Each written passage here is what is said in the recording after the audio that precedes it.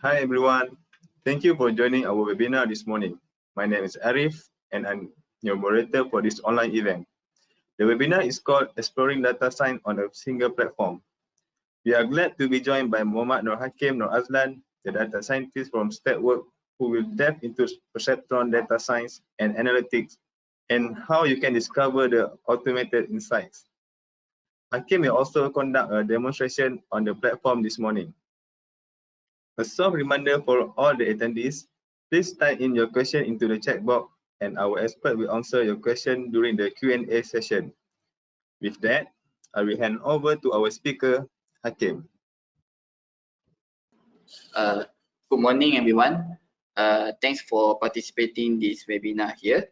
My name is Muhammad Nur Hakim Nur Azlan. I am a data scientist from StatWorks Technology, and I will handle this webinar.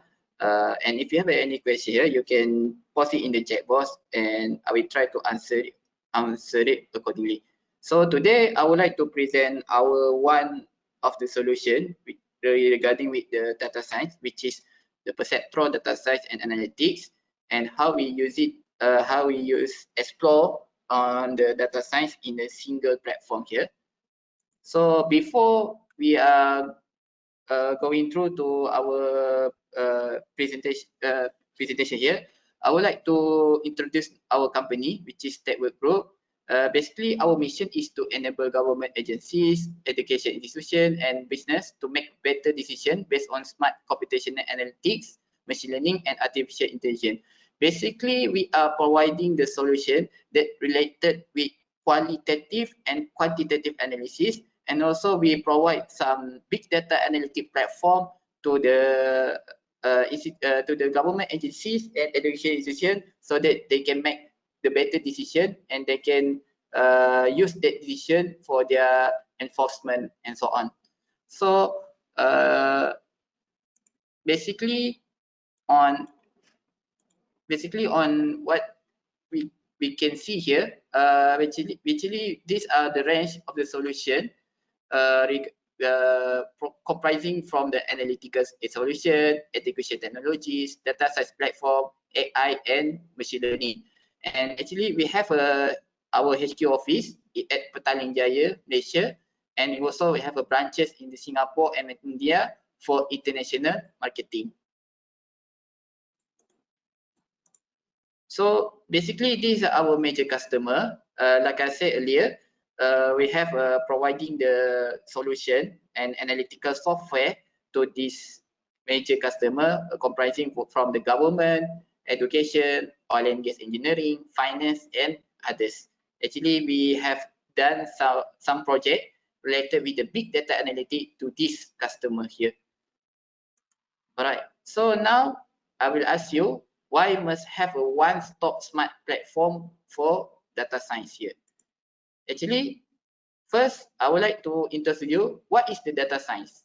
Actually, the data science is the field that we want to extract the insights and actionable relationship using the algorithm and using the statistical software here. So basically, if you see the diagram here, the data science is the combination of the mathematics, computer science, and business domain knowledge. So you need to have these three elements so that it can combine and you can master in the data science here, which is you need to know the knowledge of the mathematics and the statistics, and you need to know how to program it through the computer science, and you need to know the business domain knowledge based on what you want to focus on. So now what I say is there are difficult to execute this data science here, which is the moving data is costly, risky, and slow. And then the diversity of skill set and the workflow is very large in the range. And then after that, we have a harder operationalization. But with this data science, we can move to the data science and we can try to tackle out of this challenge here, which is we have a move data science to the data, and we can use the integrate multi-model platform, and then we can use the automated machine learning deployment. Right. So like I said earlier, there is the issue in the data science, which is we have to keeping up with the many open data source, and then we have to difficult to collaborate across different tool or sets, because nowadays there are many things to use for the data science, such as like we have many language that we use, such as like R. Sometimes they use a Python, and then sometimes they use the SQL. Now there is a different tool set and different language. So for with this platform, it can integrate all of the language into one platform so that they can standardize the work of the data science. And also they have a lack of metadata, and then they also have a difficult to share data product, since there are many confidential data, and we try to avoid that the people want to see our data, so our platform can help on this. So like I said earlier, this the requirement on to be on the data scientist. Like I said earlier, we need to have a 3 element, which is we need to know the knowledge of the mathematics and statistics, and we need to know how to program it, and how we need to know the soft skill and the domain knowledge. So there are many things requirement to be the data scientist, but with this platform, not only the data scientist can use it, but the data scientist with less knowledge about the programming, less knowledge about statistics, they can use it in the single platform here. All right. So this is the standard procedure of the data science, which is once we get the raw data, now we have to cleaning the data, which is we use the data engineering. We have to follow the process of the wrangling and also cleansing and the preparation. And then after we clean the data, then we can do the machine learning, which is we can do some modeling here, which is we do the model learning and we do the model validation. But if model validation is not come out with the bad result, then we have to check back with the model learning until we get the accurate result. And then after we get the model that's suitable with the data, then we can use it to deploy it, and we can do the visualization through the dashboard or graph something. Like us, there are many types of the data, which is there is a structured data, semi-structured data, and unstructured data.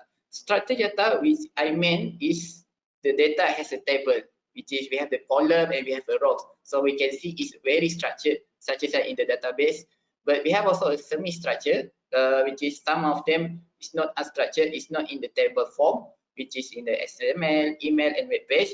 And there are some unstructured data which is not in the table form, which is entirely, such as in the audio, video, image data, natural language, and document. But for this platform, we can use the unstructured data here to do the model, and I will show to you later during my demonstration. So basically, these are the general of the machine learning methodology. Like I said earlier, like I presented to you earlier, which is we have to understand the business first, and we have to understand the data, and then we need to prepare the data, and then after that we build the model, and we train and we validate the model, and then once we satisfied with our model validation, then we can do the model deployment on the and then after that we can also do any updates and tuning through the reporting and through the dashboard and visualization. All right, so these are the models that that data scientists commonly use, which is we have a machine learning approach. There are 3 types of the machine learning approach, which is a supervised learning, unsupervised learning, and reinforcement learning. What I can say, here is unsupervised learning is sounds like a black box compared with the supervised learning. For example, supervised learning, we can see the algorithm and we can see the formula of it, so that we can change it, we can try to tune in until we get the accurate model. But for this unsupervised learning, we cannot see the algorithm, and we cannot see the statistic things. So that's why I prefer to call it as a black box, which is we put the input into the black box and we don't know what happened in the black box here, and then we come out with the output. That's why we call it a black box in the unsupervised learning.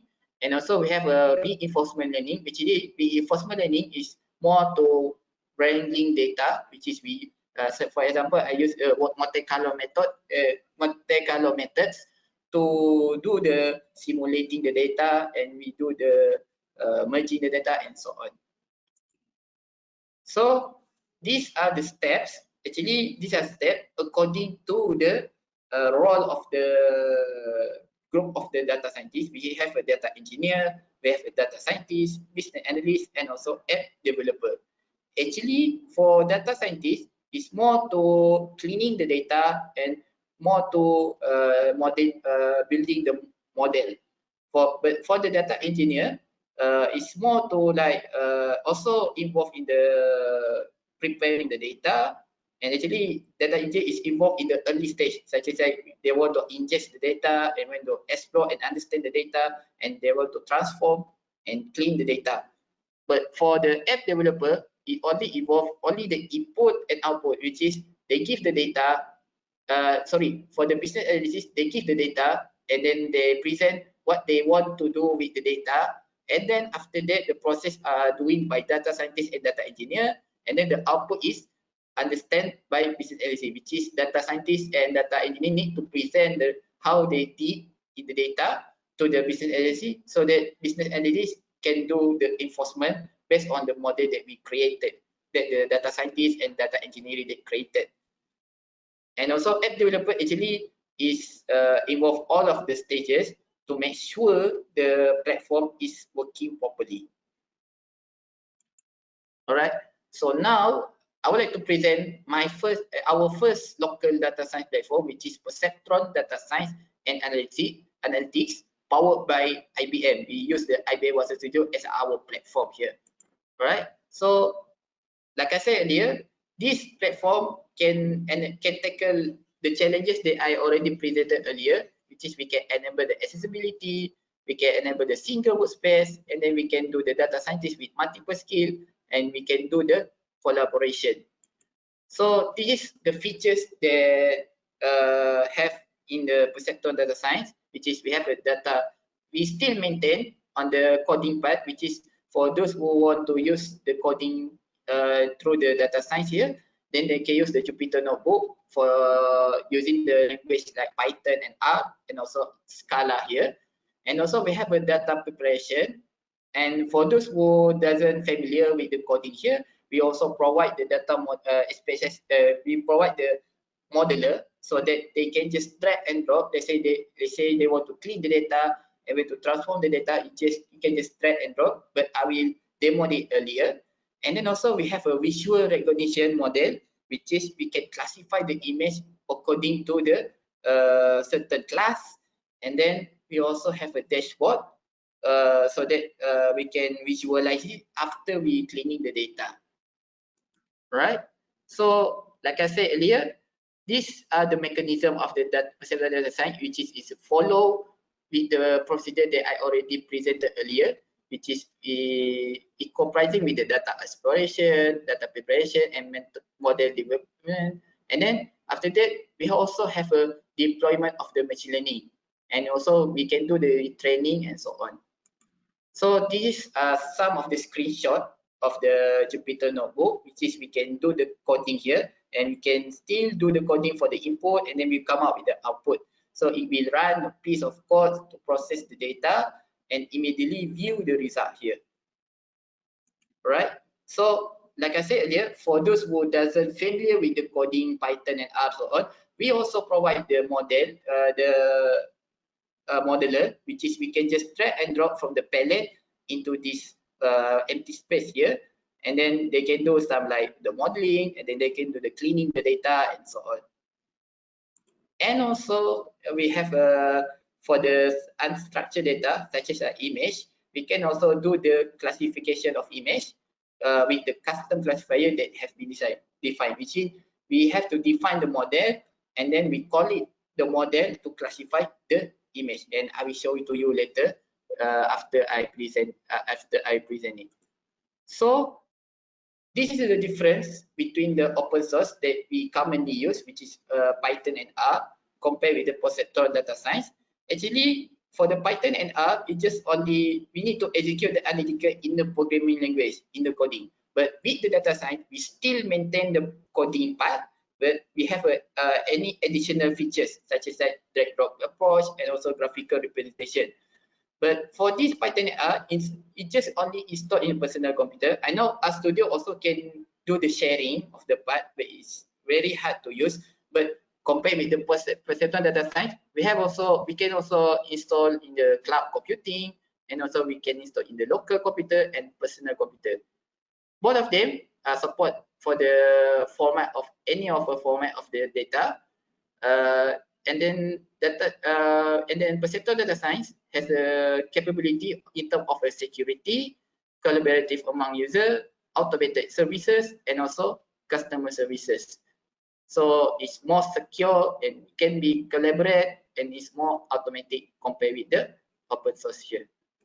All right. So for my summary here is Perceptron data science is a very simple and easy GUI, graphical user interface, and less scripting, which is lead to the less time consuming, and then it can easily to get for this Perceptron data science here. So now I would like to show on the demonstration part. So let me share with my screen first. All right. So now, okay. Like I said earlier, we provide some. Actually, we use our Perceptron data science is powered by IBM Watson Studio. For this cloud computing, you can just simply go to this website, which is dataplatform.cloud.ibm.com, and it will give you a free trial by entering your email address and password, and it will give you some trial version of this IBM Watson Studio here. All right. So for this IBM Watson Studio, is like I said earlier, it support all of the format data. Let's say we have a CSV file, and also we have an Excel file here, and then these are the features that that IBM Watson Studio have, which is we can do the auto AI, which is very automating. They use the automated approach to build the classification and regression model, and also we have a visual recognition model, which is we can classify the image. And for those who doesn't familiar with the programming or Python and R, we can create a graphical representation of the data model through this modeler flow. And for those who want to maintain with the Python and R, you can click on the notebook to run a small piece of code. And then for those who want to do the reporting and the dashboard, we also provide the dashboard here, which is we want to visualize analytical result without writing the code, right? So let's say now I would like to demo to you on how we do on the notebook here, which is we just simply like this here. Let's say I just click edit.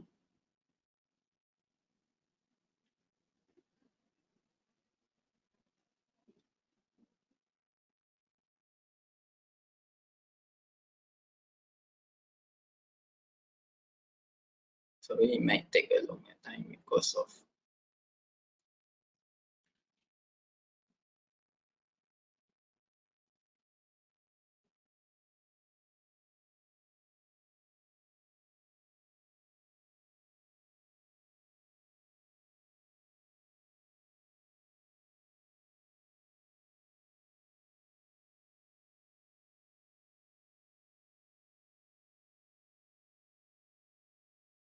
okay.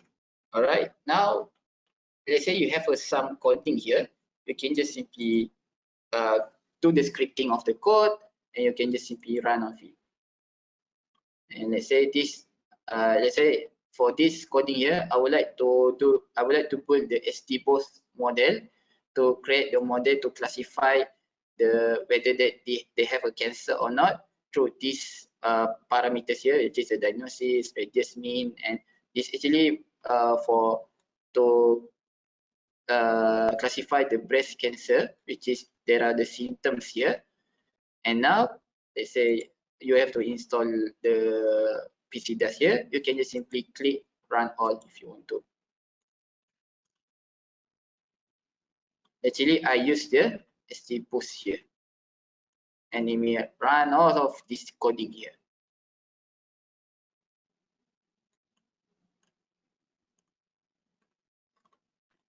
All right, and also it provide the visualization through this coding here, which is, as you can see here, these are the correlation table between the parameters. Let's say we want to see the relationship between the parameter and the other parameters here into the correlation heat map here. And also we can produce the heat box plot here. And after that, now we can see the drill down of the visualization, which is we select certain parameters, and then now we can create the STPush model through scikit-learn here, and you can do the training and testing here. And then after that we can do the validation, and we can see the something like accuracy graph here, so that we want to monitor whether the model is not overfitting or not. And then after that we can see the accuracy of model is 96%, which is the model is suitable with the data, which is we use the STPush model. And then we can do the ROC curve, which is we want to see the true and false positive rate, and we can do the deployment, but I will show to you later on how we do on the deployment here. All right, so I know for those who doesn't understand on what we coding here for the which is we use the Python here, don't worry, we also have the platform for those who doesn't familiar with the coding here. We can also do this modeler here, which is, let's say you want to clean the data. First of course we have to put the data. You can just drag and drop here, and then choose the data where you want to choose. But first of all, you need to upload the data in your platform here. Let's say I just choose on the one of the data. Then we have to follow the procedure of the data science here, which is we need to clean the data here. So we have the cleaning operation here, which is record and field operation. We can just simply drag and drop here. For example, let's say we have to select some of the data here. You can just drag, and then you can just simply connect it, right? And then if you want to change, you want to do the further process, you can just simply click at the select, and then you can just simply do whatever you need. Let's say I just want to include here like the country and so on. And there's another features. There is more features that you can see here, such as like how to do sampling and how to do the sorting, aggregate, merge and append, and also for the field operation, we can do the filtering, and then we can do the binning, and we can do the partition here. There are many things that we can do for the cleaning part, and for the modeling part, there are many things that we can do. Instead of we just use only one algorithm, we can use multiple algorithm here. Such as that we have a bias net, we have also random forest, and we also have the random trees, time series, and so on. We also have a logistic regression.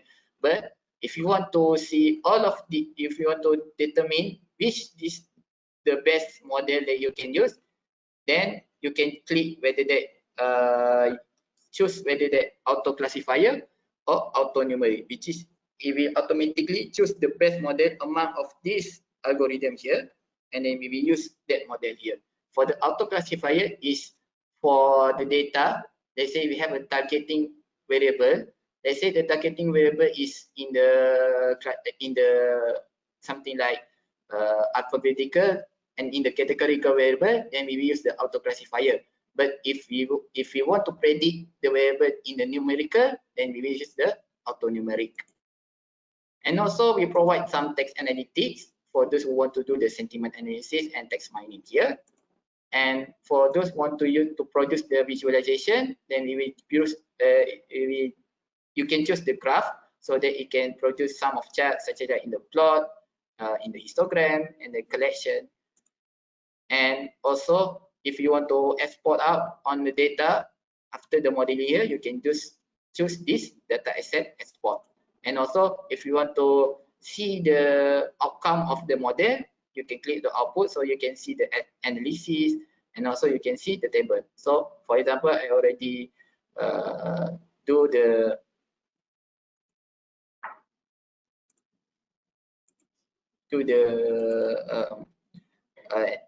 I already run of this model, and if you want to see the analysis of the auto classifier, which is I use the auto classifier here, then it will come out in the 94%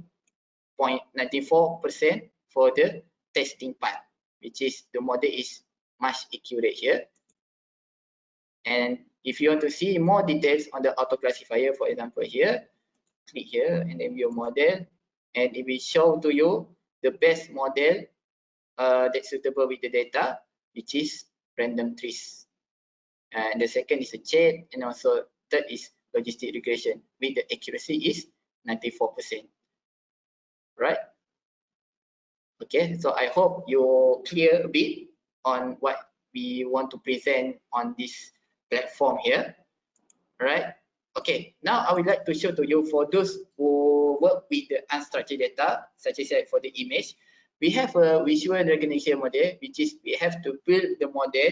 We have to classify the image first, the training image, into the desired classifier. And then now, once we run it and we will able to deploy it, for example, I already built the model and I would like to deploy it. Let's say on the car classifier. For this example, I already built on how the model classified the image of the car according to the brand here, right? So I already choose the 4 brand of the car, and I would like to test this image here. Let's say I would like to drag this image into this platform, and it will come out with the result. Let's say for this image, it belongs to the Hyundai Elantra with the 78% of confidence, and you can see the image of the BMW M3 Coupe, which is in the 64%. And also it also detect the car that belongs all of any brand. Let's say you can see this image of the Perodua. You can see the low confidence of all of the variables here. And let's say we also test the image of the motorcycle. We can see very less confidence, which is not belong with the any brand of car, which is we can see the image is not car, the image is a motorcycle here. Right. All right. And also we have some, like I said earlier, we have more automatic machine learning here, which is we call it as a auto AI, which is we can just simply put the data and then it will do the cleaning part, and then it will do the model selection. Like I said earlier, the SPSS, the notebook, we have to manually put the coding, but for this modeler, we have to manually put, but more easier compared with this notebook here. But for this auto AI, which is we can just simply put data and then let the auto AI do the works of the cleaning the data, and then how to build the model. And as you can see here, it will come out with this extra trace classifier is most accurate model that it can do for this model. For example, I already put the data of the process here, and we also do the enhancement here, which is we do the hyperparameter operation and we do the feature engineering here. All right, so let's say, okay, now if you done on the data modeling here, if you want to do focus on the data visualization and the dashboarding here, we also provide the Cognos dashboard, which is we can just simply drag and drop the graph, and then we can choose the data that you want to use. For example, I already put on the data here, and then it will come up with this dashboard here. All right. So I hope it's clear for you to understand on the features that IBM was, on the perceptron data science have here. So, all right. So now I want to back with my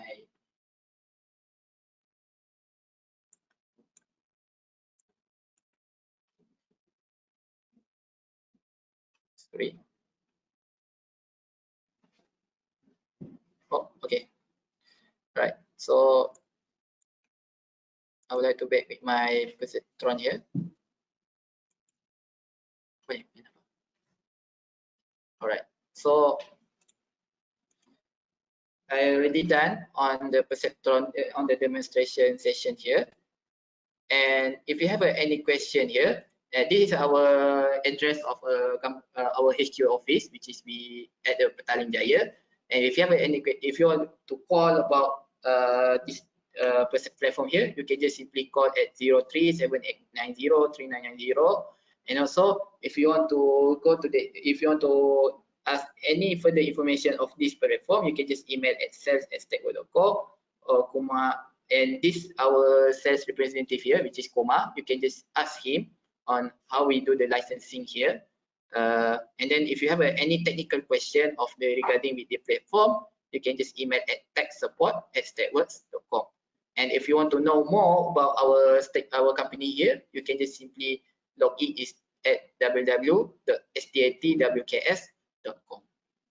So I think that's all for my presentation and demonstration. Okay, so now we go back to the Q&A. I will get back to you on Ridwan and Arif.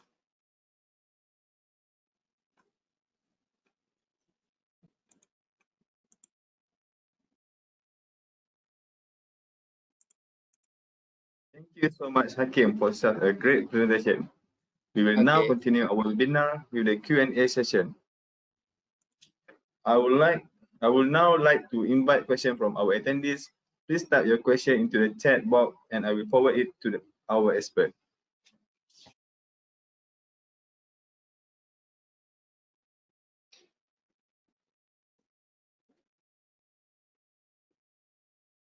We have first question. This one comes from Zul Husni. Okay. What are some use cases of the perceptron data science platform in universities and how did it help to the learning experience of the student? Okay, thank you so much, Arif and Ridwan, for the question. All right, for the some use cases of the perceptron data science platform in the university, so far we try to approach the university on how we do on the platform here because nowadays, as you can see here, university always use the open source, which is R and Python here, and it really help on the learning experience of the student, which is, like I said, it less time consuming and it's less scripting here. So students, because from my experience, many of students come through with the data science. There is a student that zero knowledge on the scripting here. But for this perceptron data set, it can help them. For those who doesn't familiar with the coding, then they can use the drag and drop approach and can do graphical representation. Like I already showed to you on the modeler, it can be drag and drop. And also in the dashboard here, you can just drag and drop the chart, and you can simply choose the type of the data you want to present it. So I hope it's clear for you to answer the question.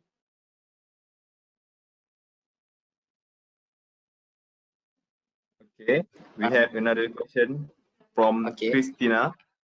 Okay. What type of data could instructor and teaching staff get while using the perceptron data science platform?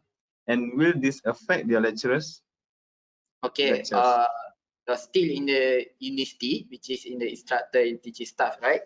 All right, so basically, like I said earlier, the perceptron data science platform is support all of the format of the data. But I know some of the lecturers and some of the teachers using like CSV file and Excel file as a common file form as their common file format, and easily it can supported by perceptron data science. And I think there is no effect at all on their lecturers at all. All right. Thanks for the great answer. If you have any question, please type in the chat box. We have another question from Aaron. Okay. How can right. Perceptron Data Science platform empower the education community into collaborating among the students, teachers, and other responsible people? All right. Okay. Thanks.